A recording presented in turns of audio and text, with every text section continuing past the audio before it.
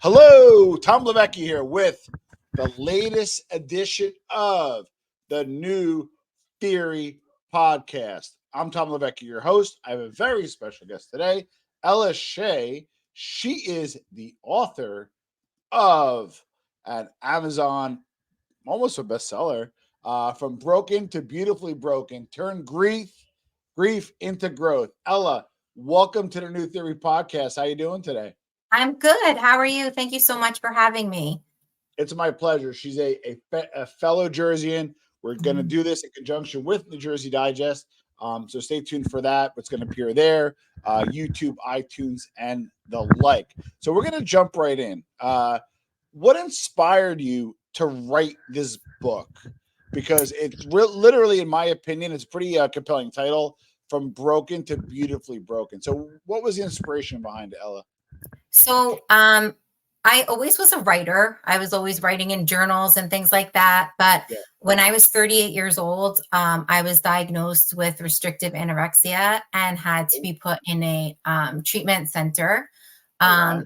And it was there that I met, a group of people who thought the same way as me, who had the same, ideas around food that I never thought anybody else thought that way. So once I connected to these people and we had something in common, I felt like I could open up more when I had somebody who understood me. So my book was written so that the reader can have all of those relatable moments and feel seen and heard.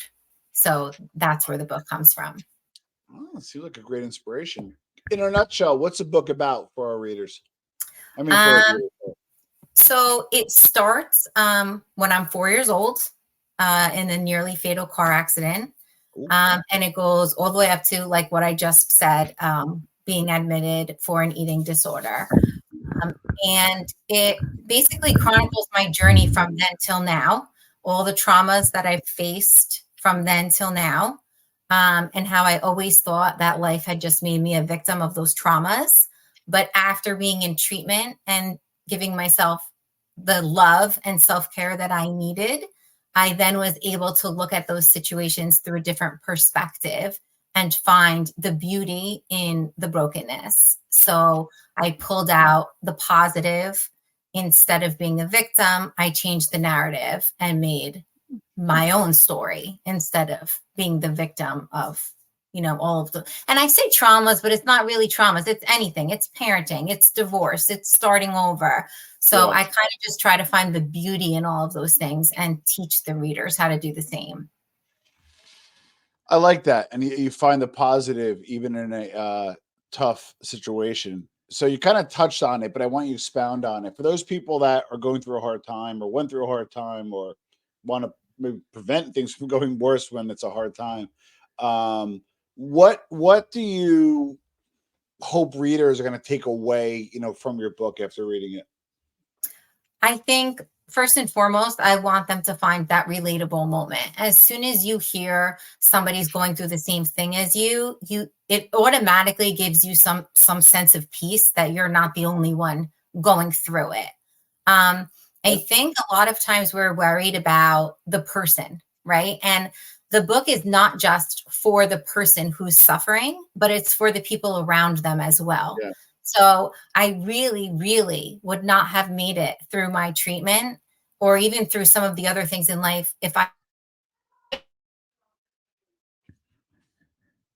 So with a little technical difficulty, we're going to kind of continue on that. So you were saying meeting people, finding strength. What do you hope people get from your book? So my book is not just for the person that's going through a difficult time or through a trauma. It's for people who know them as well. So on my road to recovery with my treatment, it really was contingent upon who I surrounded myself with. So if I was surrounded by people who didn't so-called buy into these mental health issues, they were hindering my journey to freedom. So I really had to make sure that I had a strong support system who understood what I was going through. So I'm hoping my book can give a little bit of insight to a reader on how they may be able to help somebody they know who is struggling as a community, not just the person suffering. Well, everybody always says they got a book in them, right? But Yeah.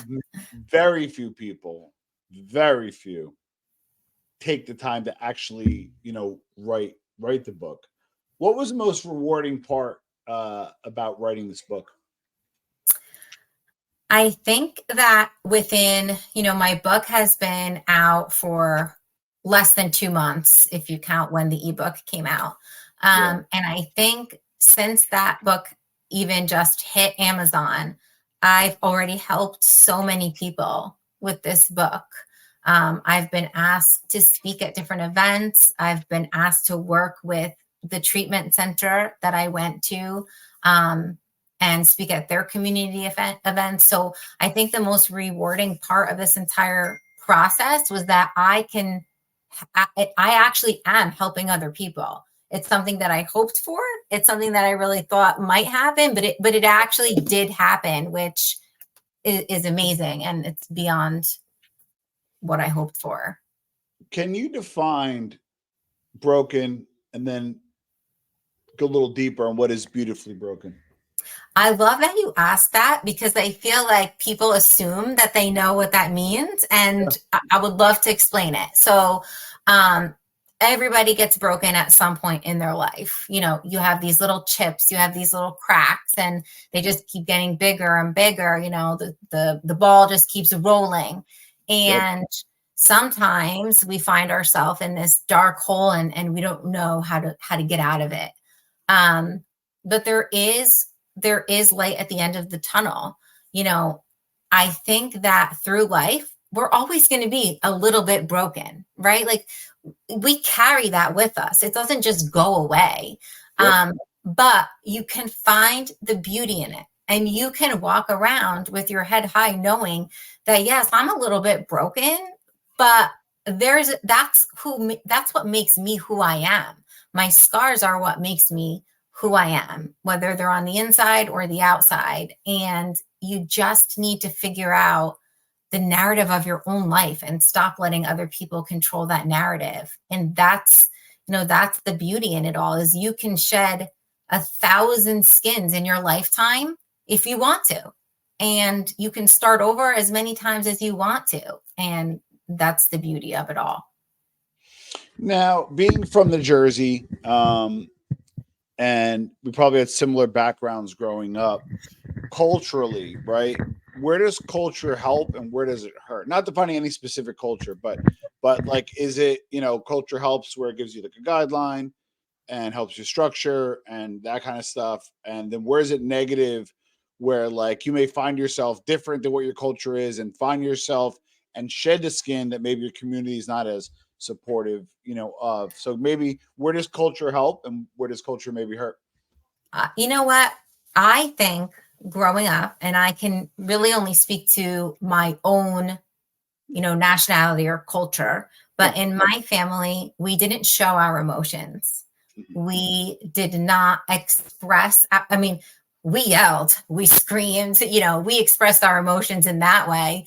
But we didn't really, we don't cry. We didn't cry in my house. You don't cry over something that upsets you. And I think that's the problem, is that a lot of these cultures have these, preconceived notions, right, of how you should act or how you shouldn't act, and you're not staying true to your own emotion. So yes, you should cry. If something is making you sad, you should cry, because that is going to help you release that emotion instead of suppressing it, which then becomes anger. Don't want to keep that anger trapped inside of us, because then we become angry adults wondering why we feel this way. So address the emotion as it happens. And that really is a part of my book also, is that we need to teach our children healthy emotions. We need to teach them how to express their emotions in a healthy way and be proactive instead of reactive. So if we can teach our children at a young age, outside of what we culturally think, outside of what our families have instilled in us, just teach them how to express themselves in a healthy way, we may be able to eliminate the amount of people that have these types of reactions as adults. Who should read this book like immediately? Everyone. Okay. Honestly, everyone can relate to this book in one way or another. If you're a single mother, you can relate to it. If you're a parent, you can relate to it. Divorced, single, starting over again. I mean, I have an entire chapter on grief and loss and the different ways you can experience grief and loss. And I know that everyone in this world has experienced that in one way or another. And when you're grieving, it is very hard to find, the beauty in that. But I do teach you a way to make it a little bit easier. And it's helped me through a lot of grief has been my hardest thing. And this has really helped me. So you got to read the chapter on rainbows, sunrises, and sunsets. What's your favorite part of the book? That chapter, actually. It reminds me, that time is a thief and you choose what to do with your time. It can be spent doing the important things or it can be wasted. So you really need to choose wisely. And that chapter reminds me every day to spend time with the things that are important in my life. You did a lot of press so far for a book being only out 2 months. That's how I found you. What question have you not been asked yet that you wished you were asked about the book? And you can welcome to give the answer, obviously. Well, actually, one of them was the title of the book. No one had asked me really where that had come from. So that's something that no one has asked me. And also, no one really talks about how it's affected, my relationship with the people in my family. I really do tell a lot. I expose like my raw emotions are in this book, and not everyone is going to love what I have to say. And it has affected some relationships that I have in my life. Unfortunately, I have to look at the bigger picture. And if somebody is upset with something that I may or may not have implied in my book, then maybe they need to take a step back and realize that their actions maybe shouldn't have been done in the first place. So that's something that people really haven't asked me. For 90% of people are supportive and they're like, oh my God, I never knew that about you. And I can't believe you wrote that in a book. And then there's a few people who, aren't so happy with what I have to say. But if it's helping people, then I'm okay with that. We're going to conclude soon, but I just kind of thought of another question. What type of questions will people kind of ask themselves by reading this book? So I'm thinking it's going to stimulate kind of some introspection. What questions do you think people are going to ask themselves when checking out this book?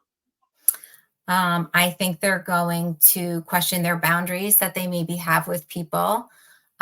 They're going to question who should sit at their table, right? There's a lot of people that you keep in your life and their stuff becomes your stuff. And it doesn't need to be that way. I talk about how I'm very empathetic, and that has often gotten me in trouble. Thinking that I'm helping other people so much is often what gets me into these dark places. So we need to know how to have empathy for people while still giving ourselves a safe space to not be hurt. So I think people will reevaluate some of their relationships. And I think that some people will find relief, in the advice that I have to get them through those situations. I think that no matter where you are in your life, I think about 3 years, 5 years, whatever that is, I do think you should have some type of relationship inventory. A good Mm-hmm. friend of mine, one of my best friends, has this rule: if he doesn't talk to you in like the last 6 months, he doesn't invite you to the kids' parties. He doesn't, that kind of stuff. Like he doesn't. He just like not cuts you off, but like just does not. Maybe stops reaching out. If you stop reaching out, or if a kids' party is happening, he doesn't invite them. He's like, you know what? If you were in my life the whole time, great. God bless, but I care about current relationships. So yeah, so this is broken from broken to beautifully broken. Turn grief into growth. How to use dark times as a catalyst for change. Ella Shae is the author. She's been very generous with her time and last minute coming on the New Theory podcast. I'm going to put the Amazon link below for those listening on audio. We'll have a link there as well. You can purchase a book. It's on Kindle, and there's a paperback, I believe. And how can people find you who want to learn more about you? What are your socials, and what's the best way to contact you, Ella? My Instagram is ellashae_author. And my website is ellashae.com. If you go to my website, you can see all my speaking engagements, my book signings, and that also gives you my social. So it's easier to find me if you just go to the website. Yeah, and I'll put a link for that below. Ella, thank you so much for your time. I literally, I was so excited. I had you on even before reading it. I'm going to order the book as soon as I get off, and I'm really excited. And I got a feeling I'll be sharing it with friends. Thank you so